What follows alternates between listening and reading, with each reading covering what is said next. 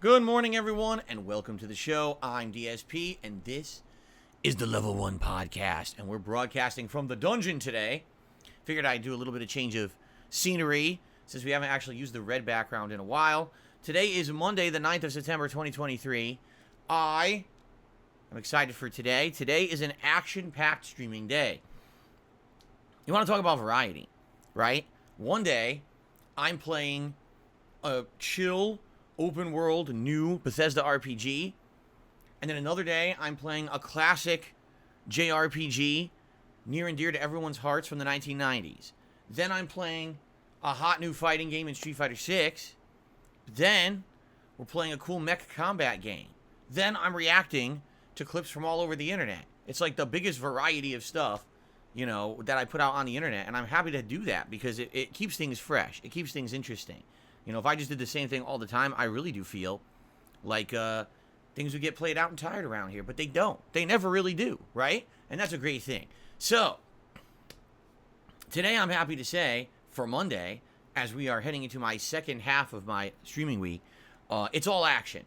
Action-packed stuff. We got Armored Core 6, which I'm very happy to be returning to. You know, it's been a while since I played it. I like the game a lot. I've only played it for around 6 hours.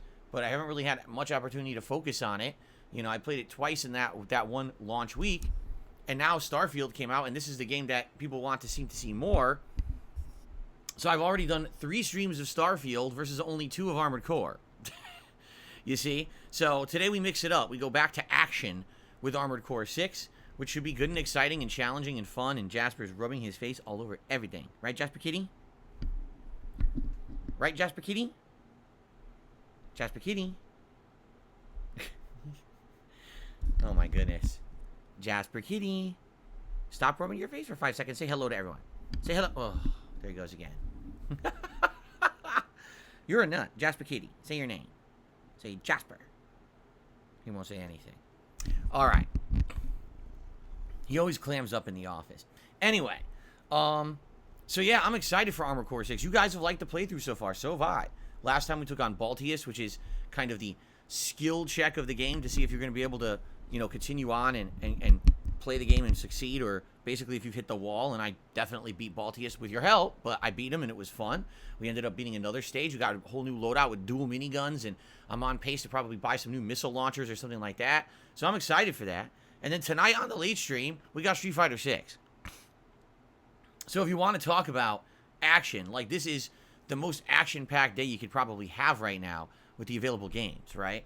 So it's going to be a great day today, but, you know, keep in mind, the Starfield fun will continue. In fact, we're going to talk a little bit about that on today's show. Last night, I had every intention of continuing with the main story of Starfield. Guess what I didn't do yesterday? But, you know, that's the kind of game it is. All these Bethesda RPGs, you think you're going to do one thing, and then you end up running into 10 million other interesting things, and then you lost time, and oh, guess what? Stream's over. Like, holy crap, really? So, I'll talk about that today. And I'm excited. I'm excited for today's gameplay streams. We got a little bit of news today, not too much, but a little bit of stuff to cover. That we'll talk about a little bit in chat. But I'll probably have some good Q&A and everything today before we jump into, Armored Core again. So, all right. So, first of all, Jasper Kitty, you are all over me today. You are really in the mood to walk all around my lap, huh? Jasper Kitty. Jasper Kitty. Say something. He will not talk in here. He talks like crazy outside of this room. Why do you clam up when you're in the office? Everyone would love to hear you talk. We love your voice. We've only heard it once on stream. He refuses to talk. I just don't get it. This cat, I swear to you, he talks constantly. Constantly. He walks in the house, meow, meow. He'll run up, meow, meow. You say, hey, Jasper. He goes, meow. Oh, at night, I'll be getting ready, brushing my teeth before I go to sleep, and I'll go, While I'm brushing my teeth, he'll go, meow, meow. But he doesn't. But he won't say it in here. Maybe it's the lighting or something throws him off. I don't know. Maybe do you think he knows he's on camera? Do you think he's smart enough to know that he's on camera? That he's that smart of a cat? Maybe he is. I don't know. I don't think he really understands technology and the internet. I don't think cats really think too much about that, But maybe, I don't know. He's not on the clock. Are you on the clock? Oh, look, he just laid on my lap. Look at this. Jasper, what are you doing? You can't sleep on my lap when I'm doing the podcast. What do you think you're doing? He wants to be a lap cat now. He likes snuggling when we're on the couch, when we're in bed. He loves snuggling now. He wants to snuggle next to us all the time. But you can't snuggle with us all the time. I had to work, buddy. I have to work.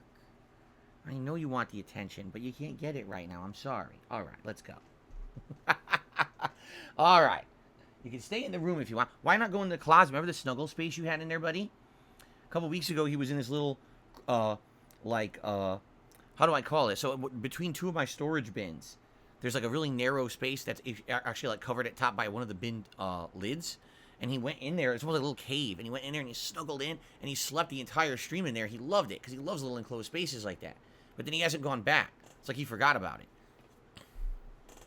Dumpling says, I love his bow tie. I know. We love getting little collars with bow ties and stuff. It's cute. He likes them too. Like, he doesn't really care about that. He won't wear anything else, though. If we try to put clothing on him, like cats have outfits for Halloween or Christmas, no.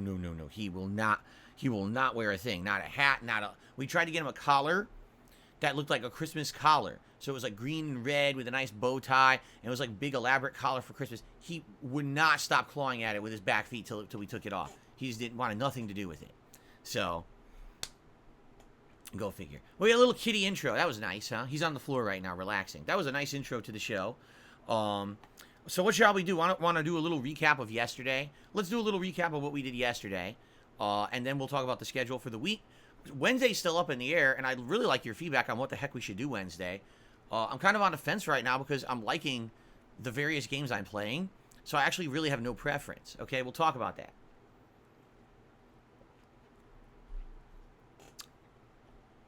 So yesterday was Sunday, also known as React Day. What that means is every Sunday I do my React show, DSP versus the Internet, over on my sister channel, DSPReacts. That's youtube.com/@DSPReacts. Now, this channel started back in February, and the initial idea for the channel was that I was going to do this weekly show called DSP versus the Internet, where every Sunday you guys nominate clips and I watch the clips. The second idea was that we were going to do long-form React content. So, for example, I'm going to watch a documentary and react to the whole thing. I'm going to do a special event recapping something from my history or something like that, right? That also has worked on that channel. The third idea that I have for that channel never came to fruition because of harassment. And it sucks, but it is what it is. I wanted to do an interview series, and I actually had two people who were very interested and lined up to do it. One of them already agreed fully to do it. And then what ended up happening was a lot of drama and negativity earlier this year. And anyone who was associated with me, once again, was getting harassed online. And I said, it's just not the right time. It doesn't make sense. Why would I start an interview series when anyone now who would be involved with me would basically get harassed for doing it? So I said, you know what? We'll hold off. And things have definitely cooled down since then. As you see, there's no drama right now at all. Thank God. No drama whatsoever. People have been trying to pull me into drama for the last several months, and I have stayed as far away from it as possible. It is not working. I just sit here, do my own stuff for my audience, and have a great time, and it's really helped, right? I think that you guys overall, the vibe I'm getting from you is that you appreciate that. You don't want to get dragged into drama. You don't want to get dragged into nonsense. You just want to be here with me every day and relax and enjoy video games and chill on a podcast and do some React stuff. So I've done my absolute best to stay out of the drama. So perhaps long term, that third idea of the interview series will come back. Okay, for now it's on hiatus, on hold, and we're not doing it. However, some other things have also come to fruition over on that channel. For example, tier maker rankings have done pretty good over there. I think I've done like 5 or 6 of them now, including movie horror villains, video game consoles, American fast food, but also just American fair cuisine in general. Ranking the Zelda games was one really awesome one. And then the one that we recently just did was the best games of the last 12 years. Top 2 that were in my Game of the Year awards, ranking all of those together. So they've done well, really. Those tier makers, I really enjoy doing them. They're really special, fun events. So, in general, the channel's doing fine for what it is. It's grown a little bit. It's got a healthy number of members who are contributing to the channel. But I'll be honest with you guys, okay? I'm annoyed, but I'm only annoyed because YouTube makes a channel like that way less viable than it really should be. Allow me to explain. Every week I do my React show, DSP versus the internet, and every week it's 3 hours of reacting, and I split it up into 6 separate parts that I upload to the channel. 2 go live on Sunday, and then 1 goes live a day for the rest of the week. Every week, without any exceptions, all those videos get flagged either for copyright or not fit for ads, unsuitable for ads on YouTube. Now, why would that be? If the original video that I'm reacting to is suitable for ads and has ads on it, why would my reacting to that video be unsuitable for ads? And the answer is because YouTube's system is automated and the algorithm has been auto-flagging React-style content. I don't know if you guys knew this. It's a thing. A lot of YouTubers have been complaining about it, that YouTube just seems to be flagging everyone's videos for certain words and reacting and stuff like that. Now, you want to know what's really not being affected? Gameplay. So this channel, DSPGaming, has literally next to no issues with this demonetization at all. Almost every gameplay video I put out is perfectly fine and doesn't have any issues. But the React style stuff for some reason does. So every single week, okay, every week when I upload, everything gets flagged and I get no ads on it. Now here's the thing. Once something gets flagged for demonetization, you can reapply and say, no, I think this is a mistake. And YouTube will review it. And guess what? I'm not kidding you. Every single time that I dispute it, I get ads on the videos. But the problem is YouTube drags their feet with this process. So I'll do my React show on Sunday, upload 2 parts, immediately demonetized. Okay, flag them. Let's get those reviewed. They won't be reviewed till like Friday of that week, when everyone who wanted to see them already watched them. So now by the time that they get flagged or unflagged and they get ads, all the views are in and I'm going to make nothing on. I'll make like a penny over the next year on the video. So that's the problem right now with React style content, okay? It's fun to do. It's interesting. It's good variety, by the way. I like doing it because it breaks up the monotony of just gameplay. But it's not viable when it comes to making money as a source when you're talking about like ad revenue or views, all right? So when it comes to the React channel, my actual income that I make from that channel comes from mostly people supporting the streams. And that means things like super chats and super stickers during the streams, memberships and gifted memberships to the channel, and tips during the streams. That's really how I make the majority of income on that channel, okay? Now, it's not a ton, but it's a good amount, and it's a supplemental amount. It's worth the time to do, say, the 1 show a week, and every once in a while do a special event. And every time I do a special event, I see a spike.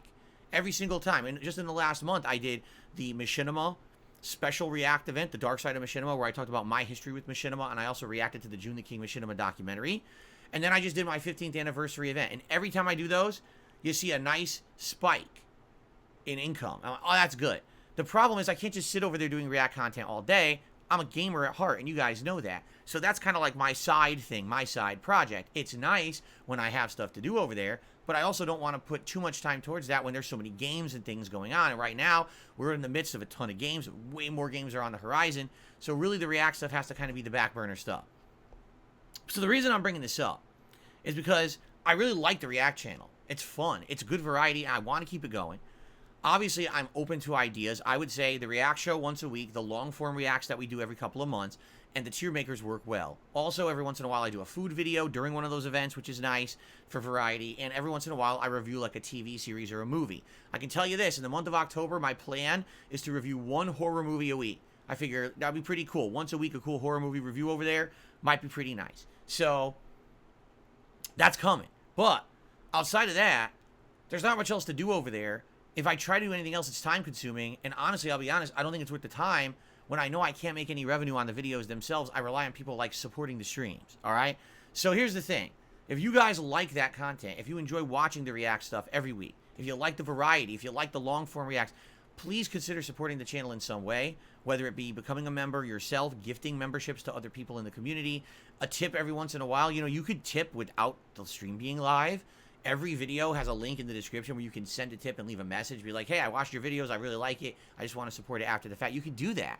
And the reason I say that is because I've noticed distinctly that the last several months, the React streams that I do once a week, these DSP versus the internet streams, don't really do that well when it comes to support. I'm like, well, man, that was what was keeping it going. It's concerning because I know people liked it at first, and I wish I could do more with the channel. My idea that probably would have done really well didn't work out because of harassment, and now it's like, well, I can't really do that much else because there's no way I could increase the amount of content I put out over there when I'm definitely working on gameplay over the next 2-3 months here for the fall gaming season. So please check it out, give it a look. It's something. I'm not kidding. I've done this show once a week since February. We just did the 29th episode, so do the math. That's like over 80 hours of reacting content that I've done in the last 6 to 7 months. That's really fun stuff. And there's long form reacts too. I reacted to the Pro Jared documentary, the second Wings of Redemption documentary. We reacted to the Internet Historian YouTube channel, which is a really good, great, fun channel where he covers historical, things in a funny way. I really like the stuff I've done over there this year. The tier makers in particular, I think, are a blast. I love doing tier makers. I wish people could come up with some more ideas of things they'd like to see me review. I would love to do more tier makers for you guys.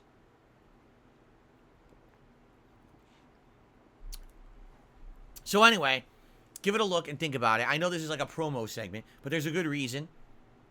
I enjoy doing this content for you. I want to keep doing it, and I hope that I can keep it viable. Right now, it's fine, but I'm a little nervous when I'm seeing, the React streams aren't getting as much support, and when you start to see support dwindle a little bit, you're like, well, I don't know, is this going to be viable in the long term? I hope so. I hope now with, the holidays coming up, and by the way, we're going to have a full-fledged special React event in November called Adpocalypse 2.0. We did an Adpocalypse event last year that was really fun to watch ads on Black Friday, and we're going to do the same thing this year. It's going to be a blast. We had so much fun last year. We party atmosphere, watching silly ads, eating food, having fun time. It's going to be a good one. So, anyway, just throwing that out there, okay? Okay, so, continuing on. That was yesterday's first stream. The first 2 videos, actually now 3 videos should be live because one just went live this morning, and then there'll be another video per day for the next 3 days. Give them a look. Let me know what you think, and, please consider supporting the channel if you like the React stuff, okay? Last night was Starfield on the late stream. First time I played Starfield as a late stream. It had been 2 daytime streams before then, and I told you guys that what I wanted to do is I wanted to focus on the story. That's literally not what happened, because to do the story missions in the game, you have to go talk to someone who introduces you to the first faction of the game, the Vanguard. So I started talking to them. They're like, oh, you want to do the Vanguard? Okay, fine, I'll join the Vanguard. Why not? I want to join all the factions in the game, just like I joined all the guilds in Elder Scrolls and all the faction groups in Fallout. I want to do all this content. So I ended up going through like a 20-minute tour of a museum that explains all the lore and backstory of the Starfield universe. Then we ended up doing some flight school stuff. Yes, there's flight school in this game, kind of like GTA. Then we ended up going to the Sol system because one of the missions, it's either for Vanguard or for Constellation, was in the Sol system. For those who don't know, Sol system is our solar system. You got Earth, Mars, all those planets, plus Earth's moon, Luna. Well, I happen to have a mission on Luna as a side mission. I was like, okay, let's do it. But as I'm flying to Luna, I noticed that there's a space station in orbit of Luna. And I'm like, oh, I wonder what this is. And I spent the entire second half of the stream on this space station. I don't want to spoil what it is for those who haven't, played the game yet. But there's some interesting content there, to say the least. And that was the whole stream. I was like, oh my God. Like, I didn't even, again, this is typical Bethesda game. In a typical Bethesda game, you have an intention that you're going to do this thing at this time. Good luck doing it. Because every moment you play one of these Bethesda RPGs, you'll wander into something else that's going on, some other quest line, some other random occurrence that's interesting, and that's your day. Like, that's it. That's your whole day is sucked up by something you never intended to actually do. And that always seems to happen to me in these games, and it happened last night. But the thing was, we had a blast. There was actually a lot of combat. Let's put it that way. Up till now, there hasn't been much combat. There was a lot of combat last night, so people appreciated that, actually finally having some action in the game rather than it being all just open world talking in a city and doing random like quests, like fetch quests. Instead, there was actually stuff to do there, fighting and looting and stuff like that. So it was good variety. I really enjoyed it, and I was like, wow, now we can actually get to what we were going to do, and then we were out of time. That's what happens, okay? But anyway, it was a great stream. I had a great time, and I just want to say yesterday, you know, people were nice. They were supportive. It was a great day. So thank you for that. You know, great Sunday for me. Good variety day, okay? So what are we doing today? Today, this is my hand exerciser egg, if you're wondering what this is. I use this every once in a while. It's a good thing to get your hand moving, get your muscles going. Anyway, today, it is action day here on DSPGaming, all right? First stream, Armored Core 6. Last time around, we had some really challenging content with the Baltius boss fight, and then after that, we did another special story stage that was fun with a cool, unique final boss that was supposed to be, what was it called? Like it was like a resource mining machine or something. But it was really cool because you had to basically weaken it and stun it before you could really do significant damage to it, and I barely beat it, but I got it done despite the fact I didn't really have the weapons that were good to fight the thing. So, it was good, it was fun, and I got it done. That was the very end of last week's Armored Core 6 stream. So today, what are we doing? Well, we're going to continue on, and I'm sure there's probably going to end up being more arena fights. I'm going to be buying more upgrade parts for my mech. We're going to be doing more missions. So wherever the game leads us, whatever it holds, that's what we're doing today. I don't know if we're going to get to like another major cool epic boss or not, but it should be fun. The thing is, I bought dual miniguns, or dual, what do they call, Gatling guns, and I really like them. The problem is, for the first time ever, I'm running out of ammo. And it seems like that's going to be a problem, where if you have guns that are super powerful, but then you run out of ammo before like the end of the stage, that could really be a challenge. And even the boss, you know, I was fighting this boss, and the guns ran out of ammo during the boss fight while I had just restocked right before it. So I'm thinking like maybe they're that powerful for a reason, because they're very limited use. So maybe I shouldn't be using those guns then. Or maybe I only have one and I should have an alternate weapon that won't run out of ammo. I don't know. That's the cool thing about Armored Core, is the customization of the mech changes so much, and you can constantly be trying new combinations and new things, so you really figure out what fits your style, but also what fits each kind of obstacle that you're facing. I really like that about the game, how the gameplay is changing over the course of the game. Every stage is really nice.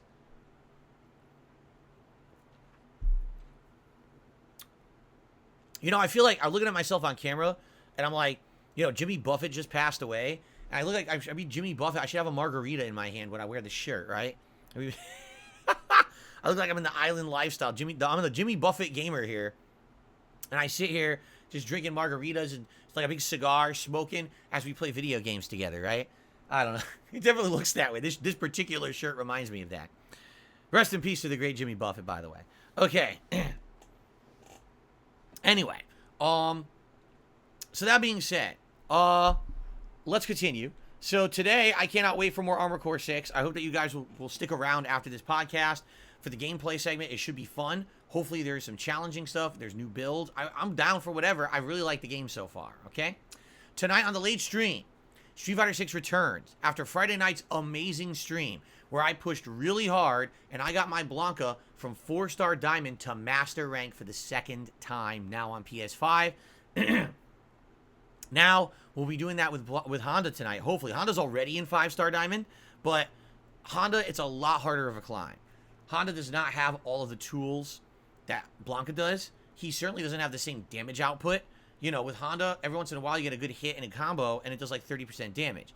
With Blanca, you get like a combo at level 3, and you end up getting like 70% damage. Like, whoa. Honda doesn't really have that, okay? So it's a little tougher. I know, I actually watched some Honda videos last night. A couple more interesting strategies I learned that I'm going to try today and see if they work. Some fake out strategies into like throws and stuff like that. And one combo that may or may not work. I want to try it. But Yeah, I like what I saw, and I want to try some of that today. But hopefully, we can do really well with Honda on the late stream, 6:45 p.m. Pacific time. My goal is to get him to master. I don't know if we'll do that tonight. We very well could have a rough going and barely get any points. We'll see. I know we're going to get him to master eventually. It's just a matter of when. It could happen tonight. It could happen later in the week. It could happen, who knows. But it's definitely going to happen, okay? So let's see what happens, all right? Cool. Then, what's going on for the rest of the week? Well, tomorrow, we know what we're doing. Tomorrow, we completely flip the script. It's a different kind of day tomorrow. Today's all action. Tomorrow is all chill. Tomorrow, it's going to be more Starfield on the daytime stream. We will continue on with that Luna mission that I was intending on doing, and then probably continue on with the story missions and go from there and see where the game leads. And then tomorrow night is the continuation of Chrono Trigger. We're currently engrossed in the awesome optional content of the game. Chrono Trigger has some of the best optional content of the JRPGs of the 1990s. It really does. And we're enjoying all these missions. We currently are in the middle of the Sunstone mission. After that, we have to do the Rainbow Shell mission, which leads to this prehistoric part, which then leads to this other part in the modern era. And then finally, when all that's done, we can get to the actual end game of the story. So we probably still have at least a couple more streams of Chrono Trigger left. I'm very excited to play more of that with you tomorrow night. Okay? Then, on Wednesday, this is the day that is completely up in the air. All right? Here's what's going on Wednesday. The daytime stream can either be more Starfield or more Armored Core 6. Now, here's the thing. I like both games. Armored Core, I really like, but only have played at this point twice. Today will be the third time.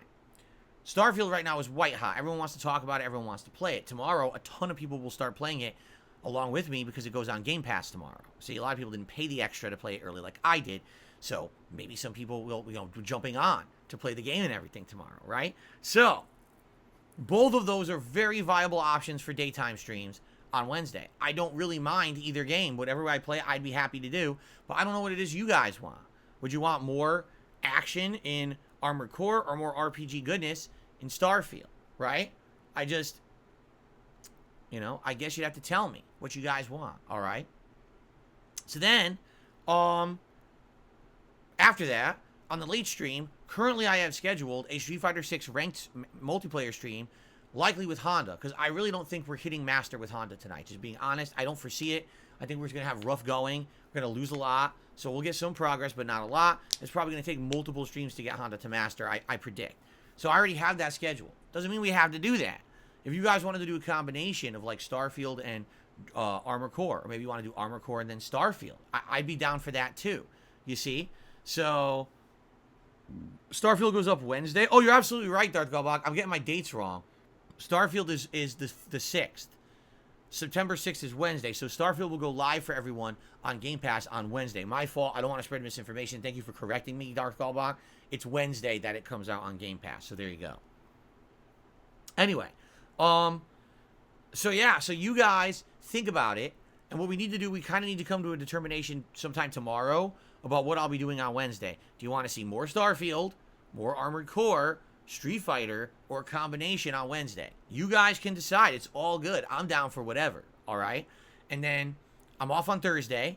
And then next week, there are no new games coming out, so it'll be a combination. Every day will be alternating either between Starfield or Armored Core, and then the night streams will be alternating between Street Fighter and Chrono Trigger until Chrono Trigger's done, and then we can figure out what we want to do next. Do we just want to focus on Armored Core, Starfield, and Street Fighter for the next week? Because the week after that, then we do have new releases. Games like Lies of P, Mortal Kombat 1 will start to come out around mid to a little bit late into September. So we might have a week to just juggle the three if that's what you want. Or if you want me to start something new, people are saying Sea of Stars, Sea of Stars. I hear that. But people are telling me it's also very similar to Chrono Trigger. Do you really want to see Sea of Stars right after Chrono Trigger? Then again, Sea of Stars is hot right now. Everyone's talking about it. So maybe it's timely to play it right now. So it's kind of like some decisions we have to come to within the next week or so. We're thinking about what's next, right?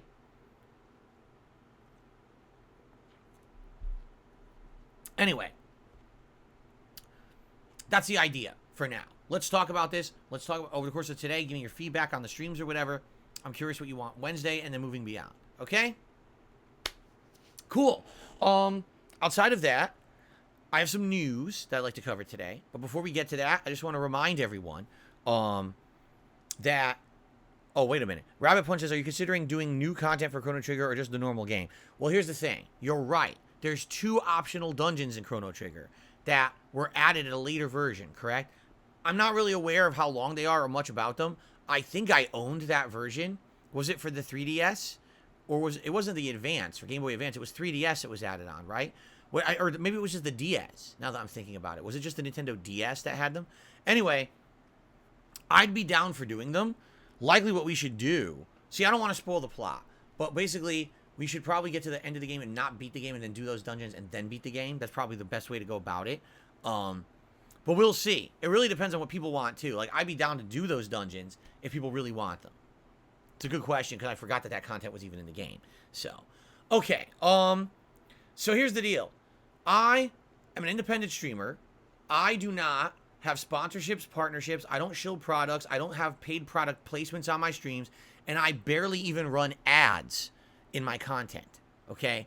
The reason being is because for 15 years, I've strived to be truly independent, truly honest, and transparent with all of you.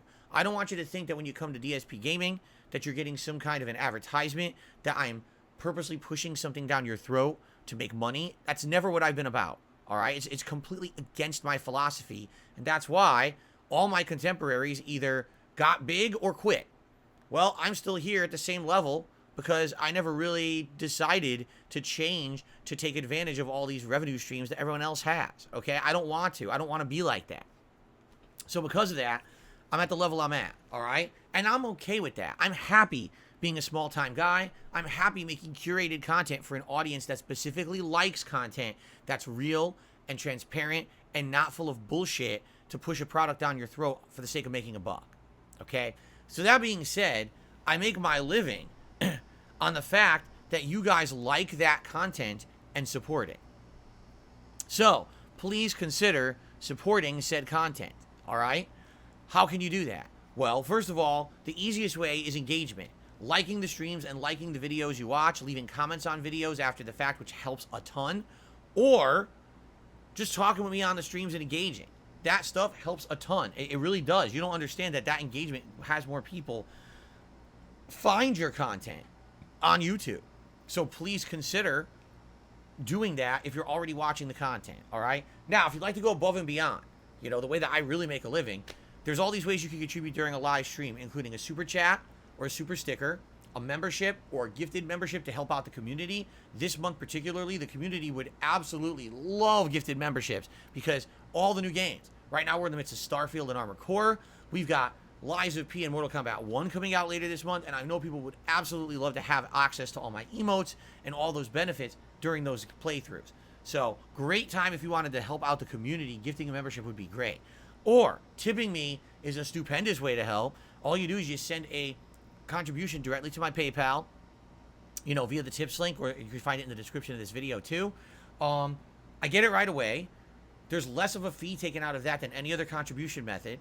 And I can use it for very important things like all these games coming up that I need to buy, the cost of doing business, all this stuff, right? So thank you in advance to anyone who contributes to my streams. You guys are awesome. You're the reason I still get to do what I love for a living after 15 years, despite the fact I never sold out to get ahead like so many other YouTubers have.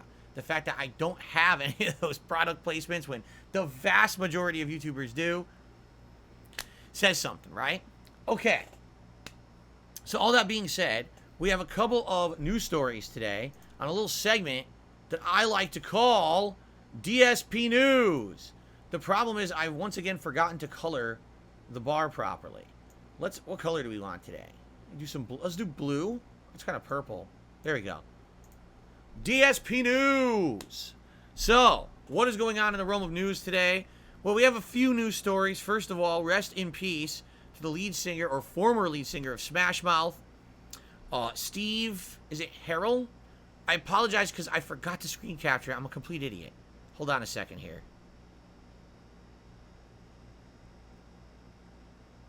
You know, I expected to see his name trending, but instead the top trend is 19 inches of what?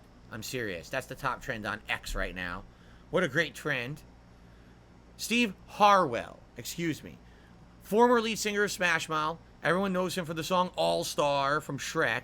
But actually, I knew him from before then because Smash Mouth was very popular in the 90s before Shrek even came out. Sadly, way too soon. He's only like 56 years old or something like that. Passed away because of a history of substance abuse, and he had severe liver failure. He had actually, if you didn't know this, they kicked him out of the band. Smash Mouth kicked him out because he would not kick his habits, and they couldn't tour and do things reliably with him anymore. They said, we're not going to enable you, so that's it. So, sad story. You know, how many people in that industry sadly fall into that pitfall of the substance abuse lifestyle, right? It's sad to lose him so early, only in his 50s, right? So rest in peace to Steve Harwell. Okay, that's the first piece of news for today. Number 2, 19 inches of what? No, I don't care what the 19 inches of stupid trends on fucking X are so pointless. There is a strong rumor. You must understand this is a rumor, all right? To basically the release date of GTA 6, Grand Theft Auto 6. And I said, well, what is it? What are you talking about? So, supposedly a voice recording from the CEO of Rockstar's publisher has been leaked. And supposedly he's talking about GTA 6, claiming that the reveal of the game will be on October 23rd of this year, 2023, with an estimated time frame to release of October 2024. So everyone heard this and were like, oh, well, that's interesting. This is really cool. So now we can start getting hype. However, immediately people started getting skeptical and saying, wait a minute, this is 2023. This isn't like 2009. You have to understand, this thing could easily have been faked. With AI and stuff out there, someone easily could have done a fake voice and made this call or this voice recording. It could be completely bogus. And really, people are like, yeah, there's no way to verify it. So, is it true or not? No one knows, but now people, of course, are starting to get excited because they're like, oh, we had no information about GTA 6, and now possibly we'll get an announcement and a big expose blowout in October, and then we get hyped for it for a year, right? So, I don't know. To me, I am excited for GTA 6. I just finished GTA 5, my second run in it ever. And I think GTA 6 could probably be amazingly groundbreaking, especially for what they're saying, the amount of money and investment and, you know, development time that's gone into it. So that could be cool. At the same time, all this could be baloney, and it could be 10 years out. I don't think it is 10 years out. I do think we'll see more about it sooner rather than later. That's my guess. But it's absolutely true. You can't really believe anything anymore, because everything could easily be faked with all this bullshit AI and everything, you know. So it is what it is, I guess. Yeah. So there you go. Believe it if you want. I guess we'll find out in October, right? So that's number 1. The other news story is kind of interesting. So since Starfield came out, people have been wondering, why is space travel essentially just fast travel? And what I mean by that is, when you're in your spaceship in space in Starfield, by the way, this is not a major spoiler or anything, so don't worry. When you're in your spaceship in Starfield, you can fly around wherever you want. But the game strongly suggests just fast travel everywhere. Why? Because space travel is incredibly slow. Even the fastest ships, by flying normal speed, you'll take forever to get anywhere. So everyone just fast travels all over, and come to find out, space travel in the game is essentially just a fast travel map. Really. Like, even though you can fly, most people just fast travel everywhere. So this has been a major complaint of everyone, saying, oh, you know, we thought it would be kind of like No Man's Sky or whatever, and it just doesn't seem like it is. It seems like the space aspect of it kind of is an afterthought. I mean, every once in a while you'll have a dogfight or whatever, and sometimes you can take over an enemy ship or whatever, get resources, but it really doesn't seem to be the focus of the game. The focus absolutely is on the planets once you land, right? So, people have been wondering, in reality, can you just fly everywhere? All right? So, we have evidence. The answer is yes. You can fly everywhere if you want. Someone was in the Sol system, and they decided to fly to Pluto without fast traveling. They just wanted to fly straight to Pluto in their spaceship.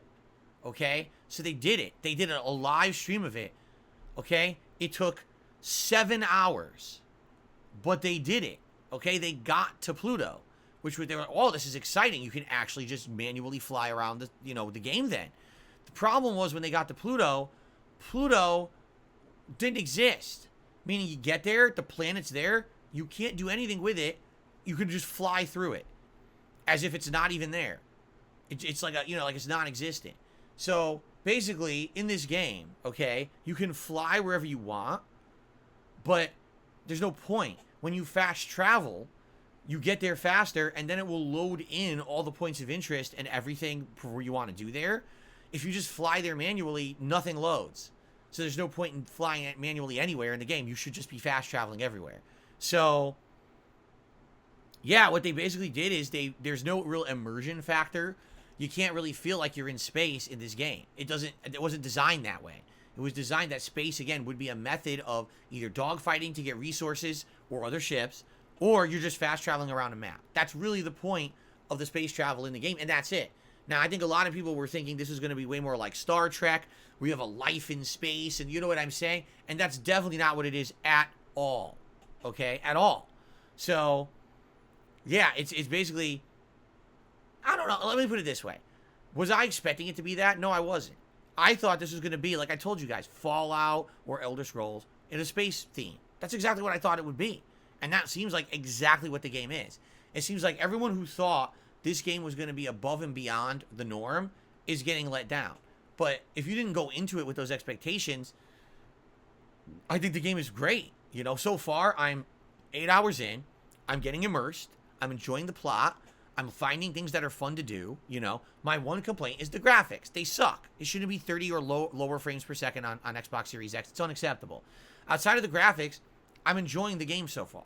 So I went into it with no preconceived notions, just thinking it's going to be a Bethesda game, and it is exactly what I thought it was, so I'm liking it, you see? But I think everyone else, well, it's in space, so that means you're going to be able to fly wherever you want, you're going to have unlimited planets to explore with resources. None of that is true. It's all bullshit. Just like I thought, there's established points with interesting things on them that you're going to explore, but you're not going to spend your time open world exploring worlds for no reason. You're not going to spend your time flying around going places. That's not the point. The point of the game is to play story-based elements, side quests, and exploration, and do stuff that you've always done in a Bethesda game. Only it's in space. So, again, people who are disappointed by the game, it seems to me like they never played a Bethesda game before, right? Like, did you not understand what they make, what kind of game they make? I guess not. Because so far, I haven't been disappointed. You know what I'm saying? Like, it's exactly what you would say it's going to be, or you think it's going to be. Why did you go into it thinking this is like the grandest, most mold-breaking game you've ever played? It's not at all. And I don't think it was meant to be, That's not what they were going for, yet people had this weird expectation.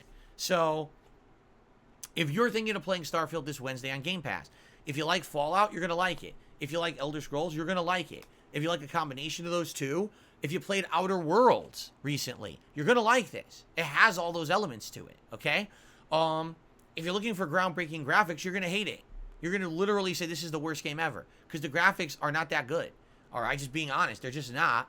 It's the most disappointing part of the game for me. The gunplay, it's just basic gunplay. There's nothing to it. There's no VATS anymore. So because of that, it's just kind of first-person shooter gunplay. Very generic. And if you're okay with that, fine. And if not, you're probably going to be disappointed. You know what I'm saying? So, to me, I just don't get it. But again, Carlton Jr. just made a great point. Said it's been nearly 10 years since Fallout 4. This is a new generation of gamer. They don't have experience with Bethesda games or what makes their games good. The other thing that I find absolutely hilarious, all right, is when you make your character in Starfield, they ask for your pronouns. So you can say he or him, she or her, or they or them. Did you know there are actually people on Earth who are so upset with the fact that there's pronoun selection in this game that they have rage quit the game and refunded it and made giant rage quit videos about it? It's like, this is your concern. Really? This is what you're worried about, right? And I've actually seen, I'm not kidding you, I've seen people make the argument, listen to this, that because this game allows you to select your pronouns, this is promoting the mutilation of kids who are trying to have gender affirmation surgery.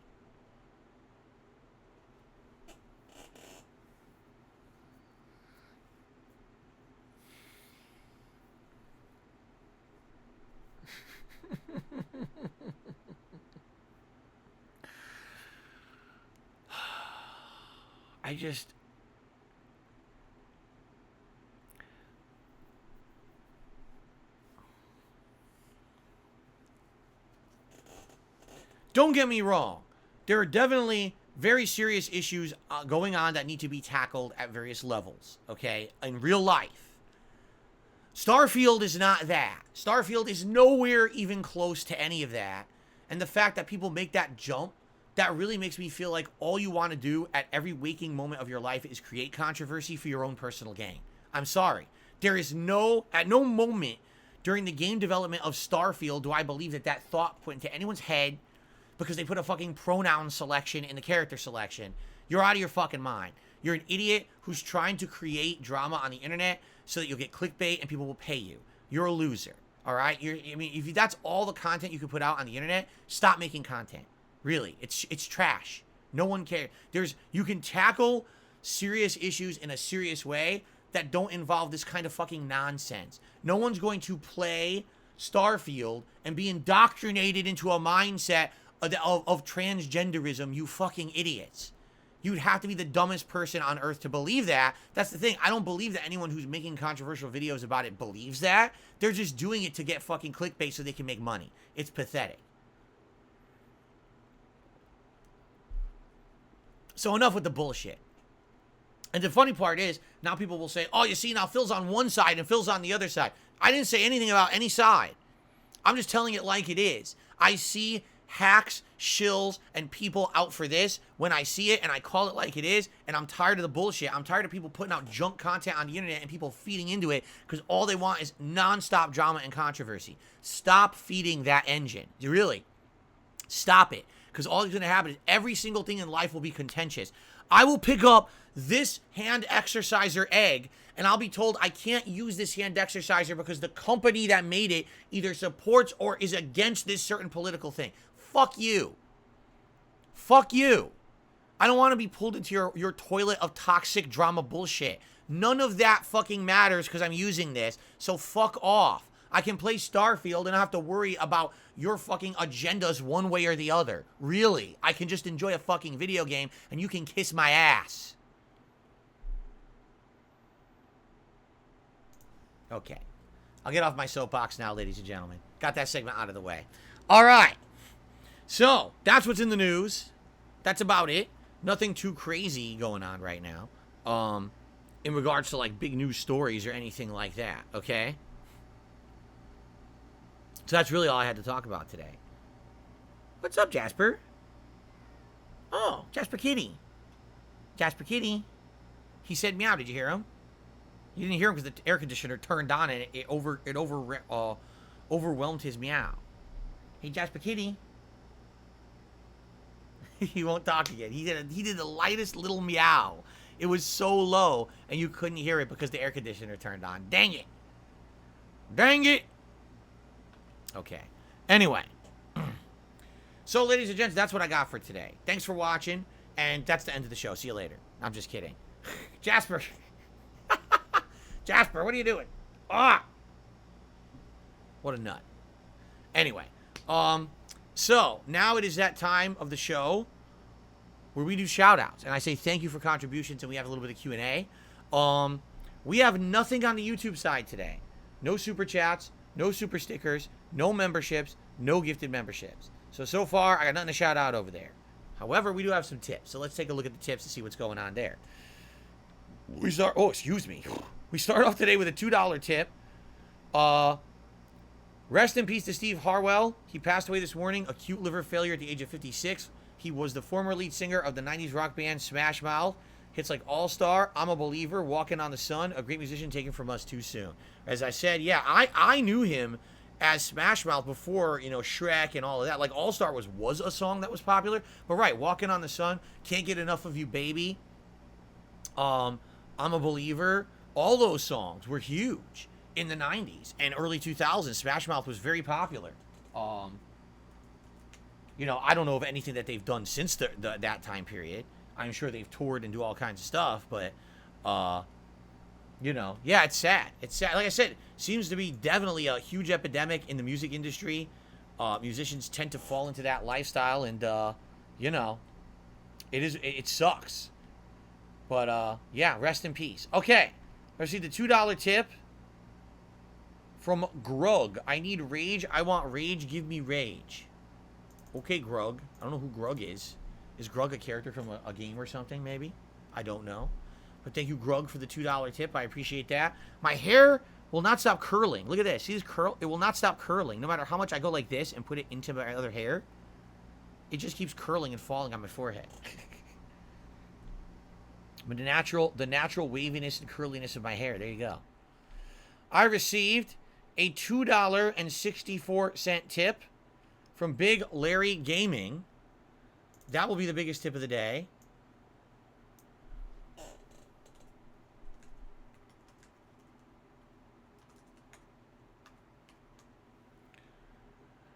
What happened to the N? Disappeared.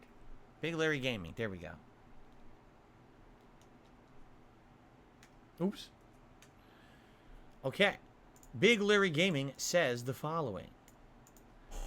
I want to use my tip to say rest in peace to Steve Harwell. Wow. A lot of people like Steve Harwell.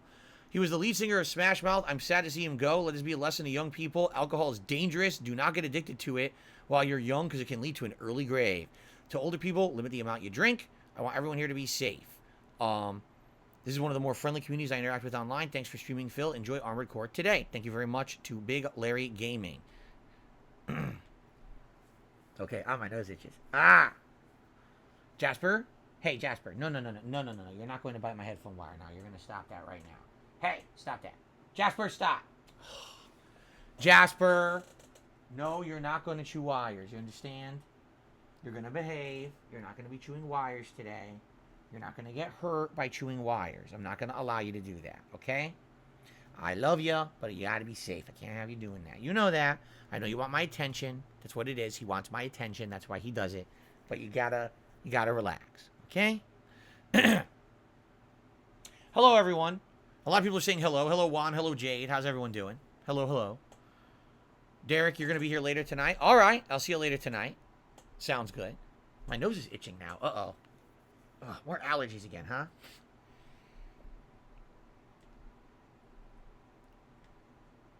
Oh, that's not Derek. It's an imposter. Let's get rid of him. Cool. That's why I check. It's another imposter. Basically, whenever Derek doesn't have a membership, people impersonate him and constantly try to like get everyone's attention, pretending to be him. But it's an imposter. I took care of it early, which is good. What are you doing? What are you eating? There can't be anything good. What is it, like a fuzzball on the floor? Don't eat a fuzzball on the floor. You're going to get sick. Don't eat anything in this room, Jasper. There's nothing in this room for you to eat. Stop that right now. Good Lord. All right. I received a $2 tip from Radical Jaws. He says, Phil, I'm excited to see your Honda gameplay later. He's so fun to play. Also, as I'm sending this, I heard Jasper Kitty meow. He's cute. Have a good... You heard him meow? You heard it? It was very low, and the air conditioner turned on when he did it. Hopefully you guys did hear it. I love it when he meows, but again, he never wants to do it when he's in here for some odd reason. It's very weird that he's such a talkative cat, except when he's in here.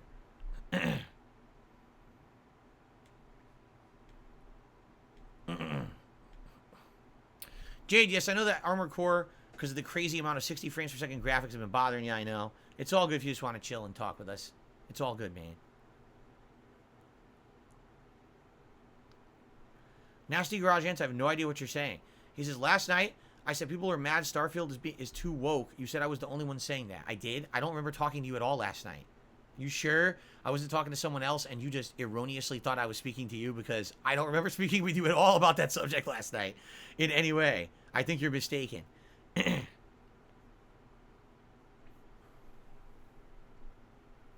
Jasper's been doing great lately. No problems at all. Finally, we've hit fall weather. So air conditioners are off today. My air conditioner is only to go on when it gets really warm in here. I'm hoping it doesn't because it's cloudy outside, raining, cool in the house. So if it stays like this for another week, we're going to take all the air conditioners out. And let me tell you guys something.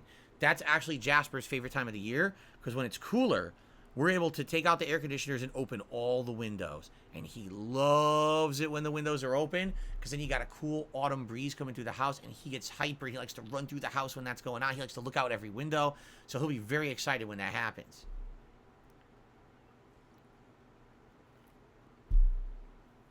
There you go.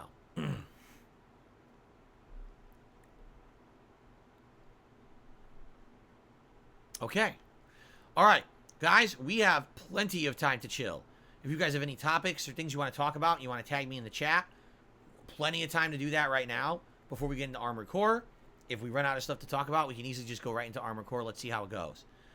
Arthur wants advice for getting his Zangief out of diamond ranks. You know what? I'm going to be honest with you. I don't even know what to tell you. Like, watching the top level Zangiefs, I don't even learn enough to really do well with Zangief in that game. He's the hardest character to use. By far. He's just, you need to like master every matchup with every character, know the spacing of every attack, know exactly what beats what. He's just so hard to use. So I feel for you. I get the feeling that probably Zangief would be one of the hardest characters to hit master with by far. I think it would be like the biggest struggle for sure. You can't even play Zangief like other characters. Like all other characters, everyone has like Drive Rush. Everyone, even the slower characters, Honda, he has Drive Rush. If it hits, you get mix-ups, combos. Zangief doesn't have that. He really does. He's too slow. He doesn't have those combos. So he doesn't have the advantage of everybody else. Jade says, I miss Luke, Lily, and Geef. Well, once we get Honda to master, I'll be going back to other characters. And I can tell you, like I said, Luke and Lily are definitely two of the ones I want to play. I haven't used Geef at all on PS5, so I could easily do placement matches and just see where it puts me. Although I'm going to be very rusty with him at this point. I haven't written off Diablo yet. What am I going to do in Diablo exactly? People who like Diablo don't like Diablo right now, right? So what on earth would I go and do in Diablo? Again, I knew that Diablo was going to be a story playthrough for me, and past that, really no one was going to care. Like, what content is there in there that's adding anything? You know what I mean? Even the people who are the most diehard fans of Diablo didn't like the changes they made with that update, and no one's talked about Diablo since. It's a dead game, essentially, besides the hardcore Diablo heads. No one cares about that game anymore. It went... It's a good thing it came out when it did, because if Diablo came out after Baldur's Gate 3, probably no one would care about it. So it's a good thing it came out back in June. What's going on, Gatsu? Good to see you here today. So far, the podcast is very good, Gatsu. Good one. What's going on, Tyrone? Good to have you here. My very first console was Pong. My earliest gaming memory was me being at my uncle's house, watching him playing flight simulators on his PC at the time. That was the first time I ever actually saw a video game.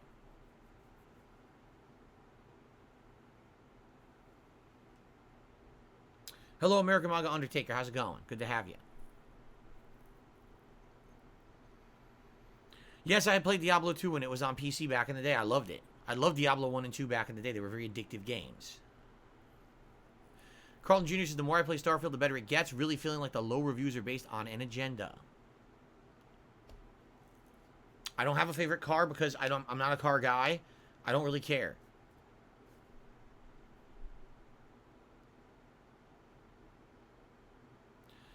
Jane says, will you play with Kim, Ken, or Cammy soon, but not yet?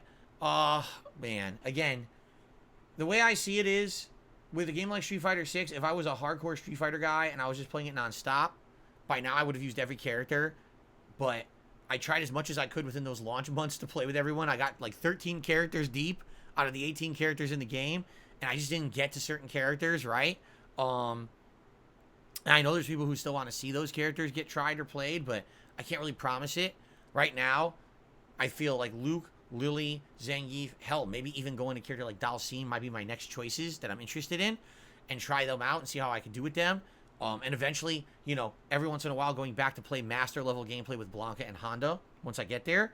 And that's kind of what's on the agenda for now.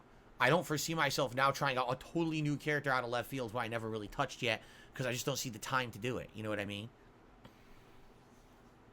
All right, what's up, Willow? Good to have you. Oh, yeah, I'm playing Aki at the end of the month. All DLC characters I will try when they come out. Just like I did with Rashid, I'll do a stream for Aki, a stream or two, trying to learn the new character, see if I like it. We'll see. She seems very unique. She's got a slow poison ball that you can blow up early, and it causes, like, damage over time. She's got big maneuverability where she can dash across the entire screen with, like, this leaping move that grabs and combos. She's got a move that goes under. She looks like a snake. So she's very unique in her style. I don't think she plays like anyone else. It'll be interesting to check her out. So Spawn Killer did super chat. Would you replay the Alone in the Dark on Xbox 360? Fuck no. It was terrible back then. It's going to be terrible now. There's no point. It also has nothing to do with the new one. This new one coming out in October is a complete reboot, so there's no reason to ever play that piece of shit ever again. You remember how broken the game was? It kept crashing and shit, having issues. No, you probably don't. That was like 15 years ago. I just got a $3 tip from Honda's Sumo Stomper. Phil, I'm looking online lately, seeing a lot of people talk about Kimberly is super strong rather than lower tier, and was wondering your opinion on the character. I see you fight her a lot and was wondering your thoughts on the character when you fight her. First of all, there's no way I can fit Honda's Super Stomp on my leaderboard. So I'm just going to say Honda Super Stomp. So thank you for the $3 tip. Kimberly is very similar to some of the top tiers in the fact that she's fast and her drive rush moves and or her mix-ups are very hard to defend against. She's got tons of options. I've been playing Street Fighter 6 since the beta. I still don't even know most of Kimberly's moves. I'm serious. Like, I can recognize some of them, but not all of them. Because number one, not a lot of people use her. And number two, a lot of the people that use her just don't know much besides a pattern. You see? I feel like if someone actually learns Kimberly and doesn't just try the same pattern over and over, but instead knows two mix-ups and things, tricks that look like one thing, but she does a high-low that's different or something, she could be a really good character. The problem is, she doesn't have any fireball, number one. Number two, she really doesn't have a very good anti-air, right? Her best anti-air is that upwards hurricane kick. It's like Guy's kick from you know, Street Fighter Alpha series, but it's not that great. It's not fully invincible from what I've seen. So when she's like getting trapped, she doesn't really have a way out. For her, it seems like you get the momentum flowing, you keep the momentum going, you keep the opponent caught in the corner, mixing them up, and that's how you play with her. But the moment that she loses that momentum, sadly, she kind of loses the match. So it's like, do you get that momentum? Great, here you go. Here comes the flowing win. Or then you're like, oh, I made one mistake, or I dropped one thing. You're done. You know? I think that's the thing. Top tiers don't have that problem. Top tiers have perfect reversal anti-airs. Top tiers can easily recover when they make a mistake. Top tiers have everything that's safe. Kimberly does not have everything constantly safe. She does have some moves that are risky, you see? So I think she's good. And I think there's very much potential there. But I don't necessarily see her being as good as a top tier. Maybe right now she's very underrated because not a lot of people put that much time into her to figure it out. But maybe she will be higher tier later on.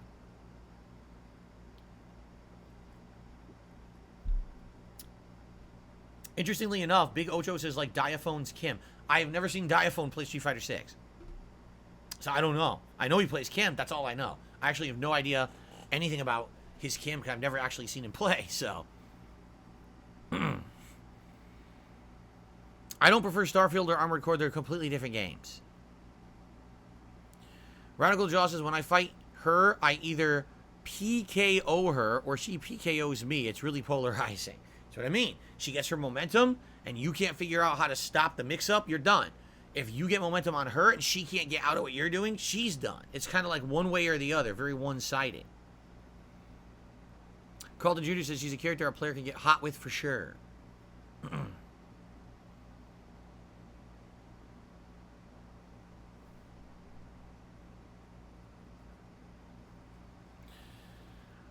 Oh yeah, so I that is true. Supposedly, PlayStation Plus membership prices are increasing September 7th. Originally, I thought it was September 1st. I guess I was wrong. So if you're someone who needs to renew their PS Plus membership, do it now. If you wait 3 days, the pricing goes up dramatically for every single tier. It's like $20 for tier 1, $35 for tier 2, and $40 for tier 3 for literally no benefit. You get nothing from it. They just want more of your money and they demand more of it. So renew now. What's up, Fred? How you doing? Good to have you here. All right, anything else, guys? I mean, it seems like we're kind of winding down early. Unless you guys have more to talk about or any more contributions come in to shout out, it seems like we are slowing down here. So perhaps we will end the show early unless you guys, pick it up with more topics. What shows am I watching right now? Excuse me. What shows am I watching right now? My wife and I are watching shows like Chopped and House Hunters, just random reality TV. Sometimes at night I'm watching Venture Brothers, which is on HBO Max, which is a show that I always watched on and off as part of Adult Swim, but I never actually watched it in order.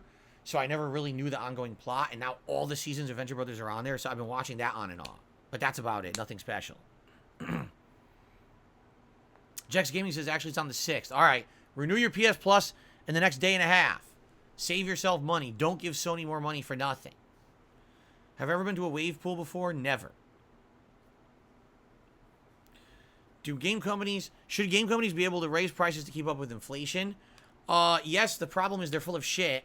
Inflation is not necessarily affecting them. Inflation is affecting things like food costs, like fuel costs. It's not affecting cost to operate internet. It's bullshit. They're making it up because they want to make more money based on everyone else's prices going up. They just think they could just arbitrarily do it too. If Sony were saying, listen, we're adding new features. Because of these new features, we need to justify them. We need more money. Then I'd say that makes sense. They're adding a whole new features everyone's going to like. Pay more money for it. To say, we're giving you exactly the same service we gave you last year and everyone reported it was underwhelming, but we're just going to charge more for it anyway because we're going to cite inflation, that's called greed. And they're doing it literally because they know they can do it because people need to have that to play games online and everyone bought a PS5, so everyone just needs to swallow the cost. There's nothing else you can do. There's no other viable alternatives. It's essentially a monopoly. You want to play PS5 games online, you got to pay money. You know? So, it's fucked up. Ivan the Great says, doesn't inflation affect the cost of employees? Oh, did you hear that news story recently how Sony across the board just gave all of their employees arbitrary raises? You heard that, right? What the fuck are you talking about? That didn't happen. That literally did not happen. Do you really think they're going to raise the price of PS Plus and then everyone gets a raise? You're out of your mind. That's not how these companies operate, dude. What are you talking about? Yeesh.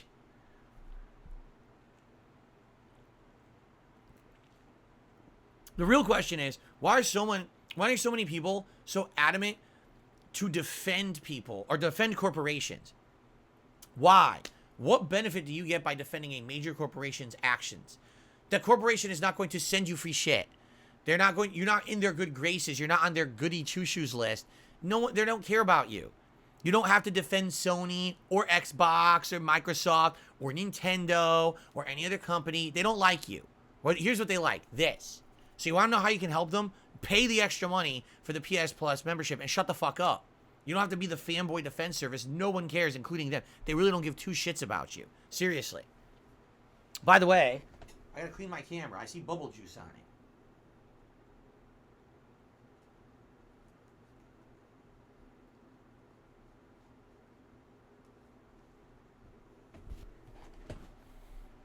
There was bubble juice all over it. I just gotta make sure it's centered now. Actually, I think it is centered. That looks pretty good. Okay, cool. The bubble juice everywhere.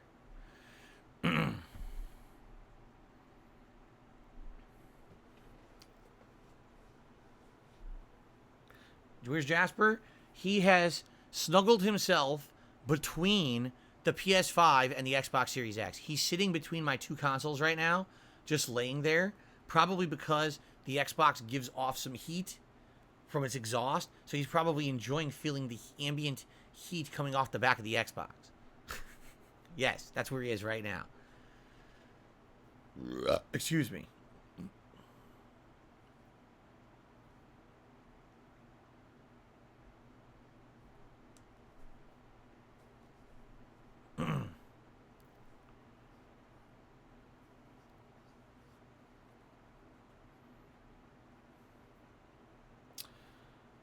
What are we doing for dinner? Just something basic. I think we're having our tortellini soup again because, you know, Kat's working today. So when she gets home, she doesn't feel like making a giant meal. So she'll probably just toss everything in a pot, warm it up. That's our dinner. Easy one. That's an easy one, man. All right, well. Comment Frenzy. I never said I have a sister and that's her channel. Forget it. Comment Frenzy. Stop spamming the chat. You're saying something incredibly stupid. No one is entertaining anything you're saying. We know you're full of baloney. Okay?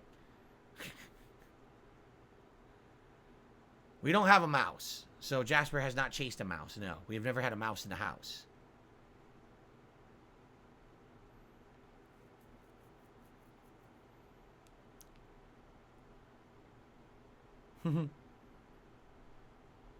Jasper, I think you'd actually like being in the closet. That's where you liked the last time. You thought it was very cozy.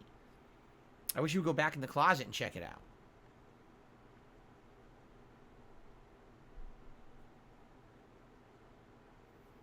Do I clean my consoles? Occasionally. Yes, occasionally I'll go over there and I'll wipe down the vents and I'll wipe down the stuff. It's not frequent. You know, every once in a while I'll go over there and do it. I actually just cleaned all the filters on all the air conditioners, and they were disgusting. Now, I clean them at least 3-4 times a season, you know, and it's just been a really bad season. We've had heavy pollen and soot because we had fires and stuff. So I cleaned it. It was like black. All of them, too, in the house were like disgustingly black. Like, oh my God. Cleaning those out. Like, dude, there's just so much dust in this house. There's nothing you can do about it.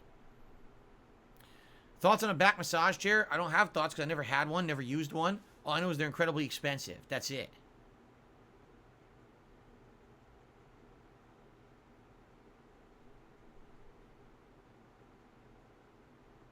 Yes, I pet a crocodile all the time. That's why they call me Stubby. Yes.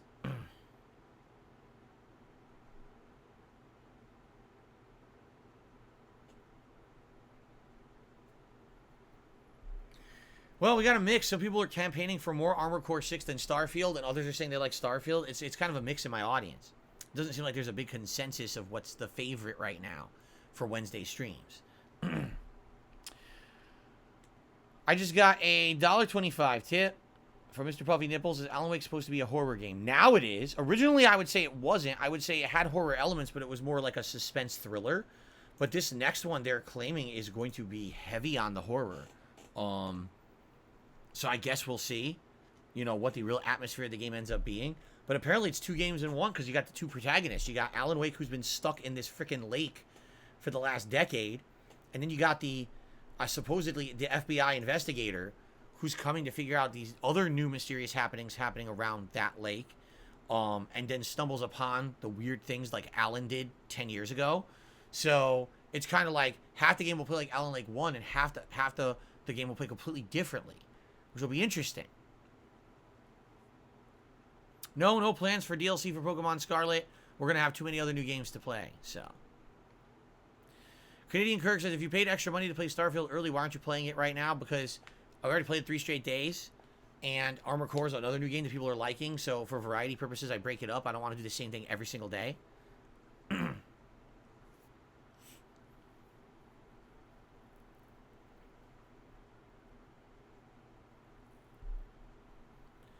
Well, yeah, I mean, Carlton Jr. says, Armored Core is probably shorter, so it probably makes more sense to play more of that. And at the same time, Armored Core 6, people have said minimum 20 hours, probably. Right now, we're only 6 hours in, right? So today, maybe, arguably, we'll get to, like, the halfway point of the game, if that. You know, I don't think either game, I mean, definitely Starfield is something, there's no way we're beating it anytime soon. That's going to be a game we'll probably be playing for months as chill streams and stuff, right? And I think we all know that. There's no way that we're getting, even me playing it a lot in the next 2 weeks, there's no way we're getting super far in that game with the amount of content it's going to have. So, I think we've all kind of accepted that. No, I'm not playing Final Fantasy 16's 2 DLCs. I didn't like the base Final Fantasy 16. Why would I play the DLCs? Just like I'm not playing the expansion DLC for Cyberpunk. If you don't like the base game, why would you waste time and money on the expansion? You'd be an idiot, right?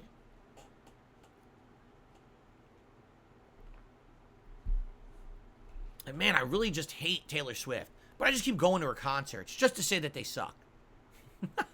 I spend all this money. I fly around the country. I spend thousands of dollars on these tickets just to go in the audience. I go, man, you suck. Man, you suck. Yes. Does nasal drip get worse as you get older? Honestly, I don't think my nasal drip has necessarily gotten worse. It's kind of been the same. What I can say is because I became a full-time YouTuber and then a full-time streamer, talking more has made my throat more susceptible to the drip. Like, I used to have the drip, and it was basically just my sinuses that were affected, but now my throat tends to get gunked up with the drip. And it didn't used to do that, but I mean, I'd say probably the last 6, 7, 8 years, it's compiled. So some mornings I wake up and I'm fine. Some mornings I wake up, my sinuses are all inflamed. I got dripping going down. My throat is completely full of gunk. I'm like, bleh, what the fuck happened? It's disgusting. But I just got to deal with it. You thought I would have taken Labor Day off. You notice I didn't even mention Labor Day. Today in the United States, there's a holiday. It's called Labor Day. It's not a real holiday. Even though some people like to pretend it is, it's not. Okay? Because what Labor Day is supposed to be is a celebration of workers. People who work for a living saying thanks for making America what it is. But literally, no one has the day off besides like government workers. That's it. So everyone else has to fucking work like it's a normal day. My wife's working today. You know? Like, if it's truly Labor Day, why are people working? It's supposed to be celebrating a day of labor. Give them a day off. No, work. You got to work. Right? So, that's why I didn't even mention it. It's kind of one of these joke holidays that's not a real holiday. But for me, you know, I never take holidays off. Besides, I mean, what holidays do I take off? Half of Thanksgiving, usually. Christmas Day. That's it. Half the time, I don't even take my birthday off, right? I get one full day and one half day off a year, and that's it. Every other day, I'm usually here. So, why don't I play Street Fighter professionally anymore? I mean, there's a million reasons. Lack of interest, lack of time, lack of skill, getting older. I mean, there's a million reasons why. I played Street Fighter competitively through 2007, and then I got burnt out and was like, I don't see the point of doing this anymore. I spent, you know, at that point, I'd spent literally 3 straight years of my life only focusing on Street Fighter. I was like, where did this get me? I mean, I won tournaments all over the country. I ran major tournaments. Yeah, I had some level of success and self-fulfillment, but I didn't feel like it was getting me anywhere, you know? When Street Fighter 4 came out, I tried to get back into it. I liked covering Street Fighter 4 for YouTube, but ultimately I found myself having more fun and having a better time covering a variety rather than just doing Street Fighter. And the fact that I'm not just doing fighting games means I just can't be a pro fighting game player. I'm serious. Like, the pro fighting game players, all they do is play fighting games. That's how much you have to practice. That's the much time and travel and investment you have to do. You have to join a team and get sponsored to afford it. All of this is necessary. I outright told you guys, people who are winning at EVO and these regional qualifiers and Capcom Cup will all be pro players. This is their life. I was dead on correct. Take a look at everyone who's winning these tournaments. They're all pro-level players on teams. This is their focus. That's the only way you can do it. So why would I care about being a pro player? I have a nice life. I have a happy business here. Variety of content for you guys. Tons of fun every day. I don't want to give that up to be a pro player. Where is the reward in that? You know? I respect those who like competitive play. I used to be there. I haven't been there in a very long time, nor do I really give two shits. You know? Okay. All right. I received a $1.25 tip. You heard the band Tool. Tool charges $5,000 for cheap seats. There you go. Now, I know the band Tool. I have no idea what you're talking about, charging $5,000 for a ticket. Sounds like bullshit. But thanks for the tip. Sounds stupid. Okay. Yes, of course I'm playing Super Mario Bros. Wonder when it comes out in October. Why wouldn't I? I mean, I'm incredibly interested in it.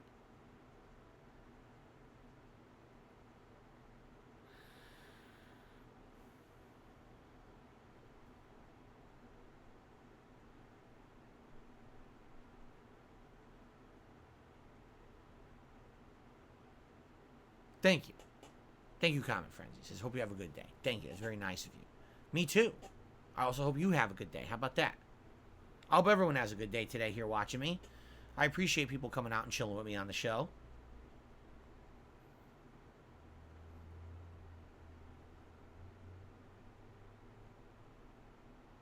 What are my pronouns? Fart knocker and ass. Those are my 2 pronouns. You can address me as either.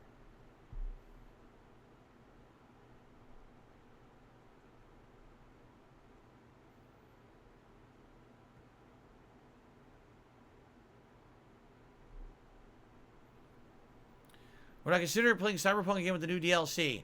No. Am I going to play Cyberpunk ever again? No. Am I interested in Cyberpunk because of the DLC? No. Will I ever go back? No. Will I change my mind? No. Well, what about no? How about no? Cyber? No. Punk? No. 2017? No.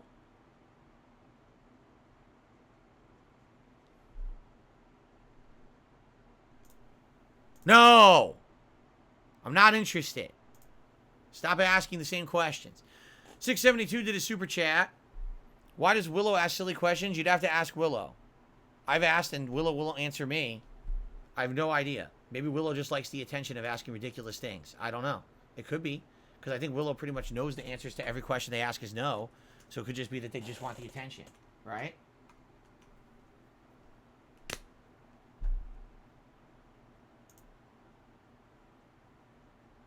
No!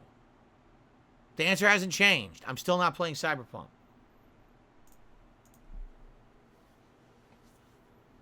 Okay. All right. Anything else, guys?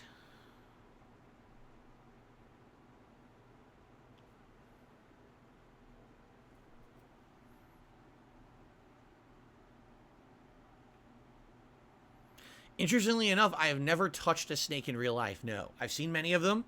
They used to be in my backyard all the time when I was a kid. Little garter snakes. They used to be behind this wall and all over the place. They would go zip through the grass and stuff, which is really cool. They're harmless snakes, but never touched one. No.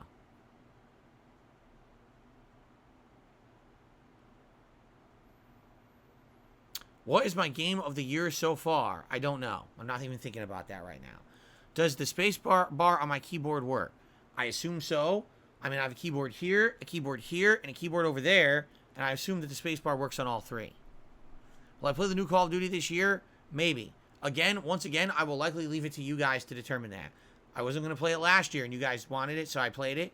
You know, it depends on what you guys want. Honestly, I don't agree with their business practices. It's already been found by people diving into the beta code that literally Modern Warfare 3 is exactly the same game as Modern Warfare 2 that they just tweaked. So it's a ripoff for them to charge $80 for it, but they are.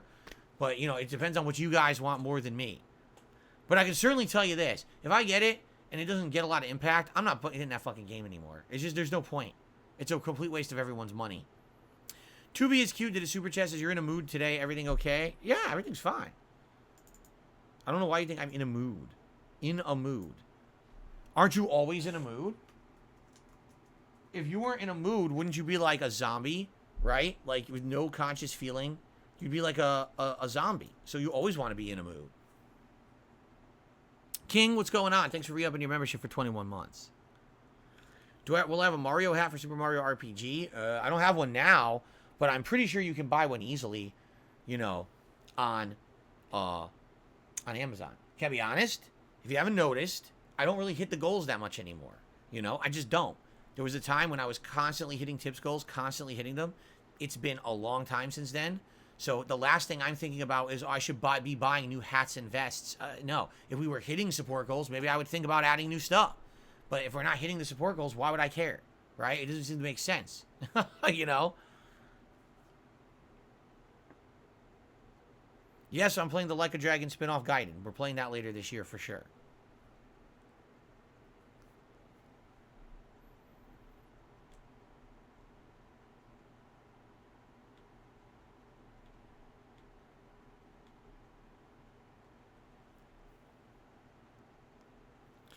I'm thinking of a good costume for Halloween this year. Not in the least. I'm not kidding you. I haven't thought about it at all. Keep in mind, it just hit September. Likely when my wife and I go out this week, perhaps we'll see some Halloween stores and maybe check them out, try to get some initial ideas. I have no clue. I haven't thought whatsoever about it. Generally, what ends up happening is we go to the Halloween stores in our area. Usually there's 2. And we see what's there, and I get some ideas, and then, you know, you guys kind of help determine too, like what the category will be, and then I go from there. So once I see what's out there, then I'll probably start getting some, you know, generalized ideas. Any good horror games in October? 2 this year. There is Alone in the Dark and Alan Wake 2 supposedly. So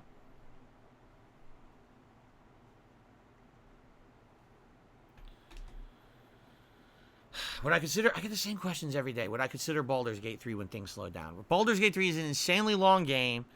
All right? It's a slow-paced, turn-based, very similar to Divinity-style RPG. If Divinity didn't work, it's going to find a really hard time to have traction on my streams, and the game is very similar. All right? Right now, there's absolutely no way I could play it. I'm honestly not even interested in it. Maybe long-term in the future, if enough people convinced me. But then again, it took a long time for people to convince me to play Divinity 2, and when I played it, it didn't work. So I'm really of the impression Baldur's Gate 3 is not the kind of game for my streams, my audience. For me, it's just not going to work. If I was the kind of gamer that sat here and I played the same game for 2 months in a row and nothing else, Baldur's Gate 3 would probably work. but I would never succeed. People would drop out of the streams and never come back. That's just not who I am. I'm a variety guy.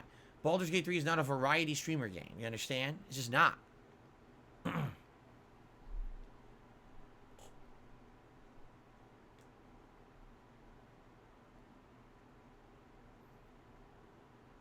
What was my favorite Halloween costume? You mean of all time? Ezio Auditore was really good.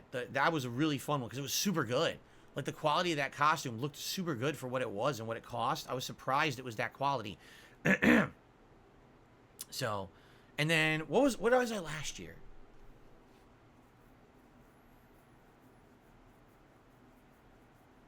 What was my Halloween costume last year? Ken from Street Fighter? A lot of people said that was their favorite. Ken from Street Fighter. They liked that. So there you go. Either Ken from Street Fighter or Ezio Auditore. There you go.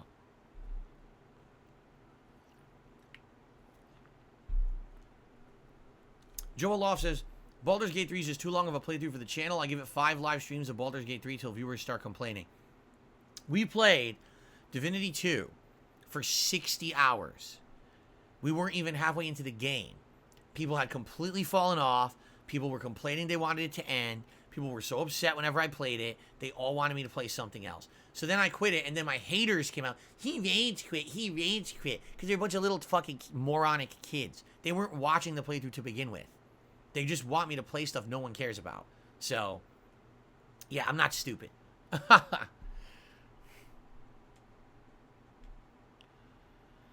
Spawn Killer to me $1.33, so I wish they would make a new Ninja Gaiden. It's been a long time. Remember, they actually kind of, if they rebooted the series and did, you know, Black and stuff like that. But it's been a long time since they did a new Ninja Gaiden, right?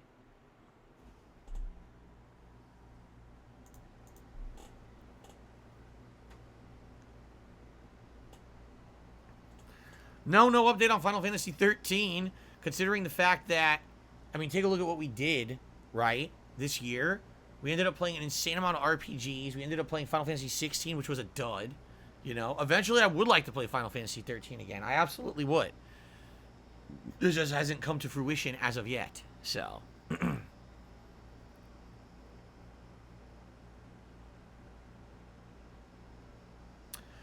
Someone said, what about the Street Fighter 3 Third Strike? What a random request. I can tell you this much, all right? Now that I have a mini PC that apparently should run Fightcade really well, eventually, when the dust settles from all of these hot new releases and everything going on, eventually things will slow down.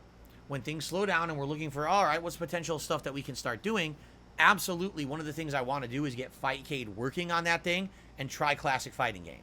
I would say Street Fighter 3 Third Strike, Capcom vs. SNK 2, Marvel vs. Capcom 1 and 2, also X-Men vs. Street Fighter, and of course Super Street Fighter 2 Turbo would be my top contenders of games that I would like to try. So we'll see what happens with that, but that's going to be long term. There's no way I have time for that right now. Probably, you know, end of the gaming season, I'm thinking. Hell, maybe end of the year, maybe December when things slow down. We could do, like, at the end of the year, Christmas classics, Christmas fighting game classics or something, right? That'd be kind of neat. Can I please upload the original Final Fantasy 13 playthrough? I swear to you I will eventually. I have it. It's just that was one thing we were talking about for the summer for my 15th anniversary, that we were going to determine what to do. And I think the determination I came to is that I'm probably going to take one of my older defunct channels and kind of rename it to maybe like a DSP Classics or something like that. I don't know. I'll think of a good name for it. And then I'll take those defunct playthroughs of Final Fantasy 13, Red Dead Redemption, Undead Nightmare, LA Noire, and upload those playthroughs to that channel. So that way they're on the internet again. But we just never got to it. We literally just never got to it for some reason. So eventually, again, when things slow down and stuff, maybe we will. But it just didn't happen yet.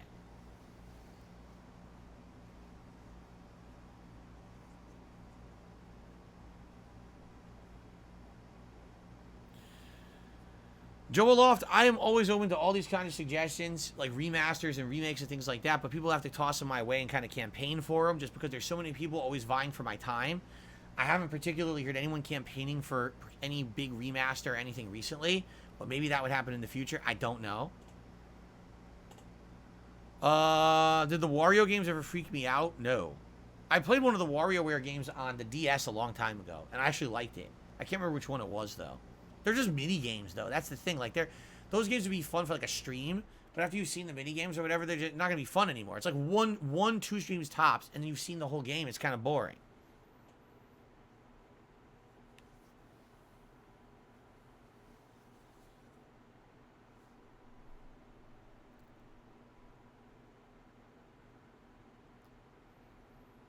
I mean, yeah, the original Dark Side Phil channel, in one respect, could be considered DSP Classics. That's why I've left it there for posterity purposes. I just leave the channel there untouched, so people can always watch that stuff. You know, no interference. By the way, if you've ever seen an ad run on Dark Side Phil, the original channel I used, I never placed ads there. So that's someone else who probably claimed all the content over there. Anyway, that's the oldest content. But what I'm saying is, you know, these playthroughs, I have 3 or 4 major playthroughs that are missing from the internet that I could easily upload somewhere else and call that like a classics throwback channel or something like that. Carlton Jr. says, one of the things I want to see you try is Zone of the Enders, Kojima's other non-MGS series. I've heard of it, never played it, never saw it. Of course I remember when gas was much cheaper. When I was younger, anytime I went to the gas station, all I needed was a $20 bill. That was enough to fill a tank no matter what.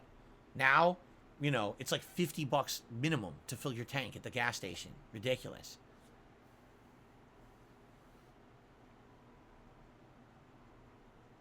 Freaky Professor did a super chat says Fallout 4 is much requested. Well, keep in mind, well, first of all, we're going to be playing Starfield, obviously, for the next several months, probably to the end of the year, considering how long everyone's saying the game is and the amount of content. But what usually happens is around that Christmas marathon, people want to see me play some Bethesda games, right? Last year, it was Fallout 3 and Oblivion. I played both, and then people voted. They wanted Oblivion, and that was the playthrough we did for the first many months of this year. Guarantee you, this year, probably like people want to maybe do some Fallout 3, maybe Fallout 4, right?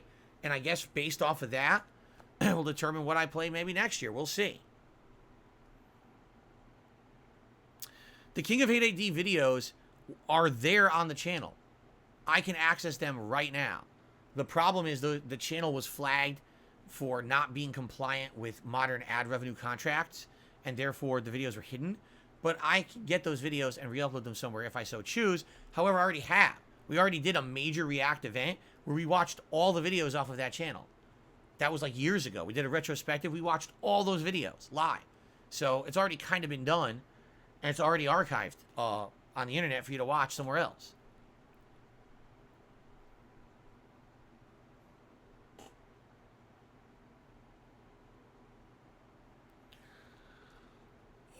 I'd definitely be interested in playing Tormented Souls 2. I liked Tormented Souls 1. I don't know about Damir 1994 Sandcastle. Number 1, I don't know what it is. And number 2, Damir 1990, whatever it was, wasn't good. So, no, I don't think I would play another one of that. Yeah, eventually I will play Metal Gear Solid 1 again. The one that plays on modern consoles. I know people want to see me play it again at some point. I've only done one playthrough of it ever. It was shitty. It was bad quality as well. So I'd probably go back and do it again, yes.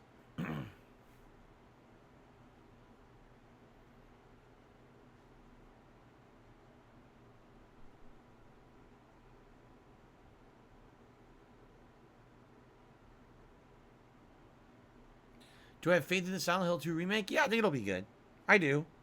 It's been so long since we've had anything Silent Hill that seriously just to get something is better than nothing. And the fact that you know the plot of the remake will be great. The question is, will whatever new content they add be good? Because they already said they are adding some new stuff. So hopefully, it adds and is in the spirit of the original and, doesn't feel out of place. And I think it's going to be good. I really do.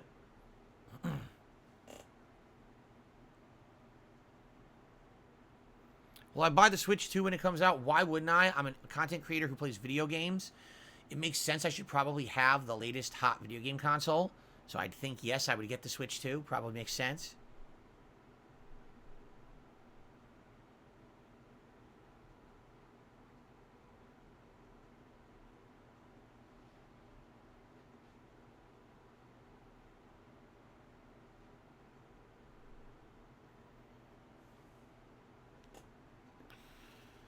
Okay. All right, guys. I think it is time. Let's end the show. The questions have definitely slowed down. Thanks to those who have supported so far. let's take a brief break. I'm going to go use the restroom, and we'll come back and jump into Armored Core. Curious to see where the game goes today. I believe we just finished that major stage, right? So we're going to have time maybe to customize a little more. I think we got some money rewards. I don't know if more bounties will open, but we'll see. Not bounties, arena missions. But we'll see what's going on and continue on with the game. I love it. So thanks for being a great audience. Thanks for watching the show. Tomorrow, I'll be able to tell you how I did today in Street Fighter. Maybe I'll hit Master with Honda. We'll see. Anyway, thank you all, and I will see you soon.